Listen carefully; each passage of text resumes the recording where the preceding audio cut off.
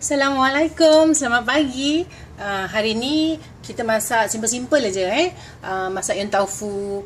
Jadi bahan-bahannya senang aja masak ni.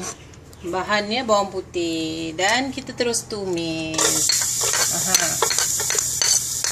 Macam mana nak buat stoknya? Sebenarnya senang buat yang tofu ni. Stoknya sebenarnya ikan bilis dengan itu sotong kurata.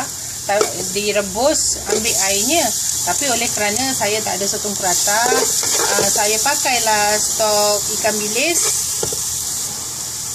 Saya pakai stok ikan bilis dan stok sayuran. Bukan sotong kurata, sotong kurita. Tersilap pula, maklumlah kan. Okey, jadi kita tumis. Minyak pun tak payah banyak, sikit aja. Orang kata, orang putih cakap sote. Okey, jadi kita tumis sampai dia dah brown sikit. Terus kita masukkan air. Bismillahirrahmanirrahim. Masukkan air. Okey. Dan terus kita masukkan stok dia. Saya pakai 2 stok sayur dan 1 stok ikan bilis. Kalau ada sotong yang kurita tu pakailah kan, tapi saya tak ada jadi saya tak pakai. Dan terus masukkan bawang goreng dan kita biarkan dia mendidih. Okey, bila dia dah mendidih, okey, mendidih kan, tengok dah tukar warna. Okey, jadi kita masukkan lada sula. Okey, lepas tu kita masukkan garam dan gula. Gula sikit, tak payah banyak. Dalam satu sudu. Kenapa letak gula? Actually kalau ada sotong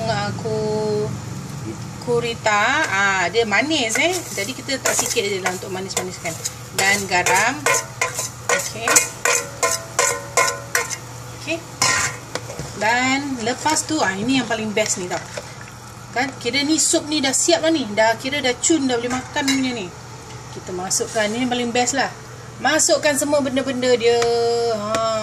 Ni yang best ni. Masak ni senang aja. Kan dia cuma sup masak, bawang putih dengan chicken stock, bawang goreng, terus semua pun dah boleh masuk. Sayur kita last lah, tapi carrot kita masuk dulu. Sebab carrot keras kan. Dan ada orang suka letak tahu lembik. Saya memang suka makan ni. Kalau time panas-panas, makan ni, apa orang Jawa cakap, seger. Okey, fishball. Senang kan masak yang tofu ni. Masuk aje dah siap. Dan last kali baru masukkan sayur-sayurannya. Dan kita akan tunggu mendidih sekejap. Ingat, bahan-bahan ni semua nak kena tunggu dia mendidih. Lepas tu baru kita masuk sayuran dan kita tutup api. Nanti saya tunjukkan, okey? Okey, apabila dah mendidih, kita buka. Tengok tu kan, dah siap tu semua tu. Dan kita masukkan sayuran yang lain. Okey. Silakan. Brokoli. Dan ini jagung-jagung. Apa-apa sayur yang you suka lah, boleh masuk. Tapi ingat bawah tu ada tahu, jadi nak kena hati-hati bila mengacau. Banyak sangat. Biasalah kak, saya ni kan anak ramai. Kalau masak sikit-sikit mana cukup. Mesti masak lebih-lebih. Minta sikit boleh, apa salahnya? Nak datang rumah saya. Boleh kita makan ramai-ramai.